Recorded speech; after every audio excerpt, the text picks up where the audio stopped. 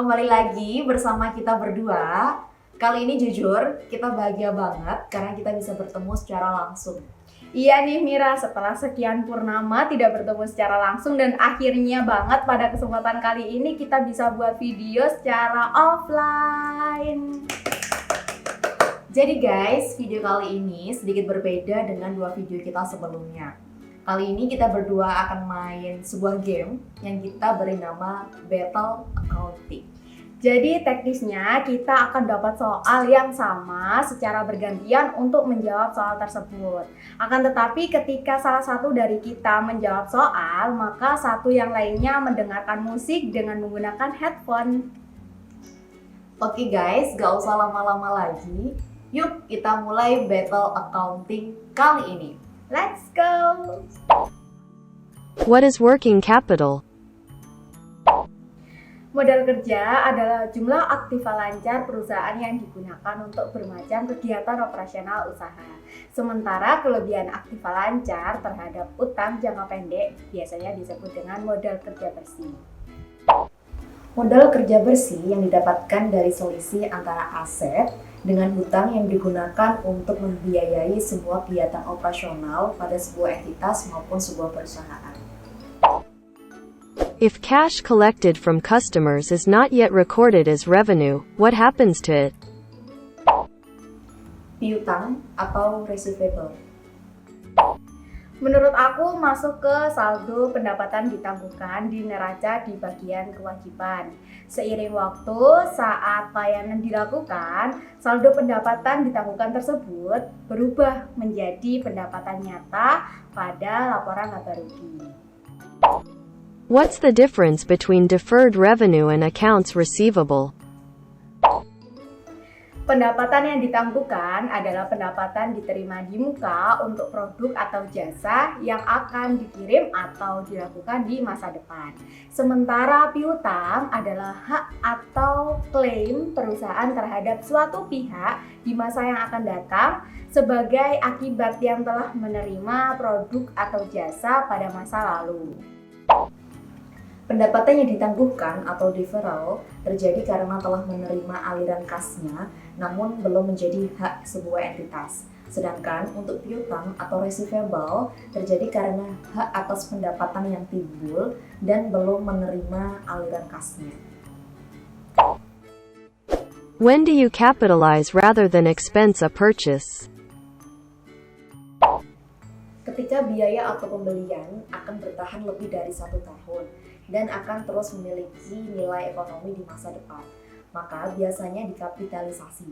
Sedangkan ketika biaya yang dikeluarkan akan telah digunakan, dikonsumsi atau kadaluarsa dalam 1 tahun atau kurang, biasanya dianggap sebagai beban. Yang pertama, dianggap sebagai beban ketika biaya yang dikeluarkan akan telah digunakan, dikonsumsi atau kadaluarsa dalam 1 tahun atau kurang. Yang kedua, disebut dikapitalisasi jika biaya atau pembelian akan bertahan lebih dari 1 tahun dan akan terus memiliki nilai ekonomi di masa depan. Under what circumstances does goodwill increase? Nilai goodwill akan meningkat seiring dengan peningkatan tingkat efisiensi manajemen perusahaan.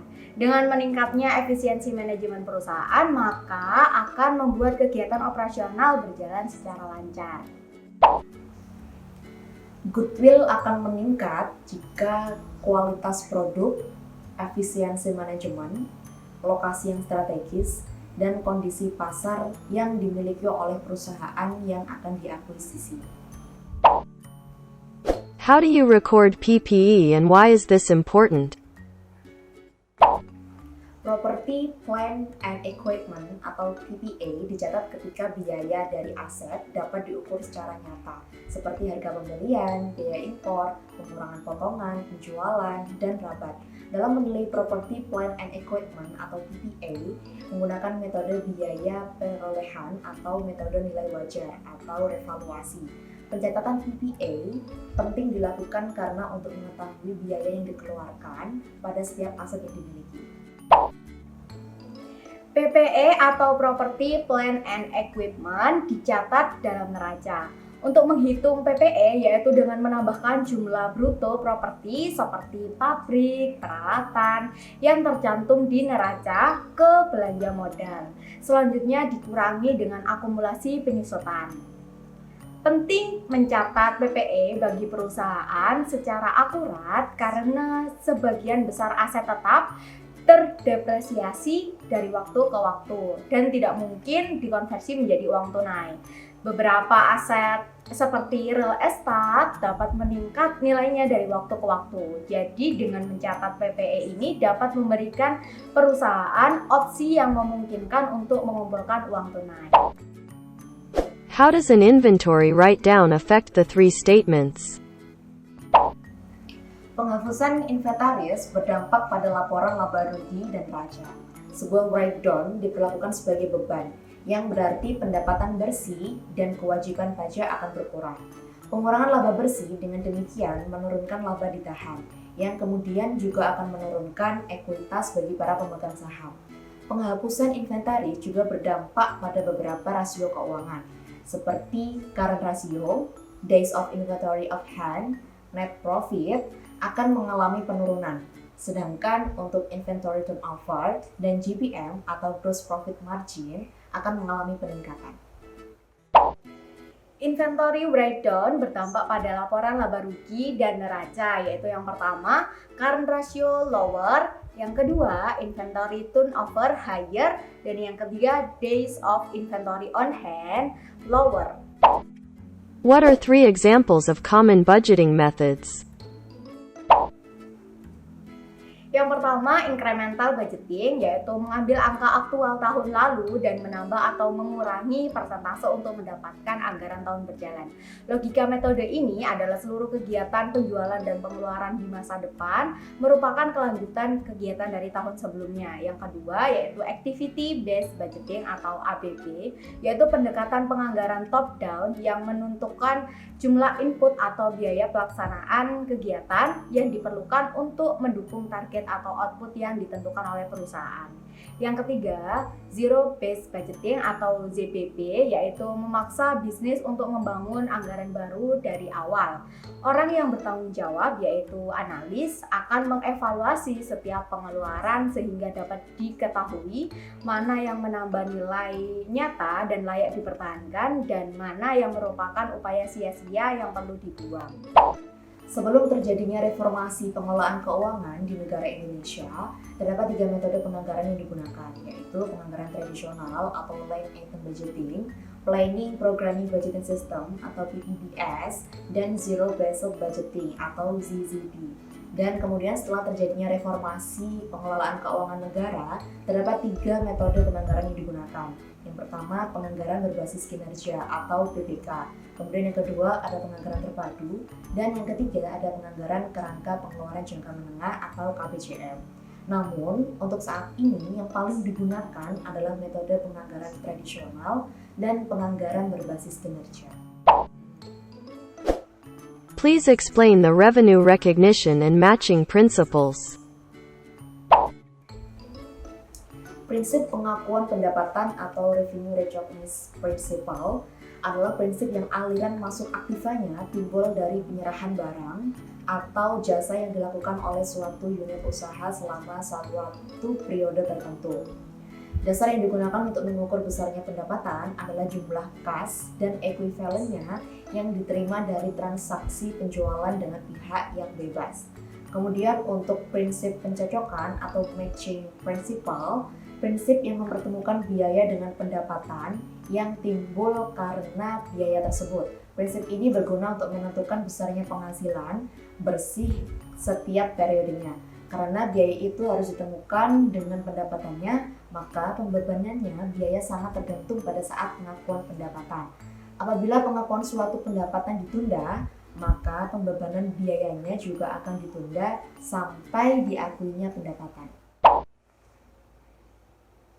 Revenue recognition principle adalah pendapatan harus diakui atau dicatat pada saat diperoleh, terlepas dari kapan kas itu diterima. Sementara matching principle adalah pengeluaran yang harus dicatat dalam periode waktu terjadinya terlepas dari kapan biaya tersebut dibayarkan untuk menghasilkan pendapatan. Sehingga pengeluaran dapat dicocokkan dengan pendapatan yang diperoleh selama periode yang sama. What do you think are the qualities that make a good accountant? Menurut saya ada 3 hal, yaitu yang pertama honest. Akuntan harus benar-benar jujur dalam semua transaksi, terutama saat mereka berurusan dengan laporan keuangan. Yang kedua, detail oriented, yaitu akuntan harus memiliki kemampuan untuk meringkas informasi dengan cara yang dapat dipahami. Seorang akuntan yang berorientasi pada detail juga tahu bagaimana memberikan laporan keuangan yang akurat kepada pelanggan. Yang ketiga, up to date. Seorang akuntan yang mengetahui tren terbaru dalam akuntansi dapat memberikan pendapat yang akan membantu bisnis berkembang dan berhasil dalam jangka panjang.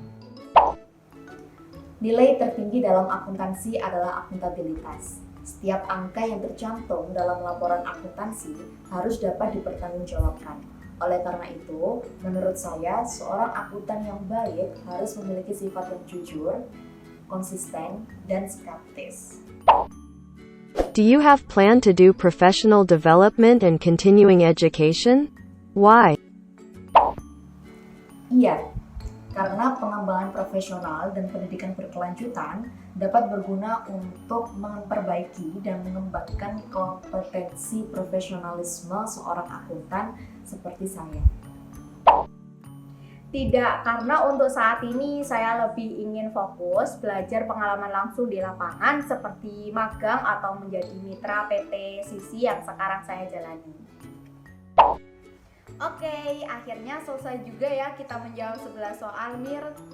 Iya Riza, jadi untuk kesimpulan video pada kali ini tidak ada skor penilaian karena memang sifatnya adalah sebuah opini.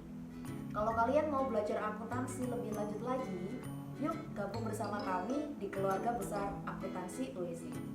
Oke guys, selesai sudah kita buat video battle pertama kali ini. Pantau terus channel ini agar kalian tidak ketinggalan dengan video keseruan kita selanjutnya.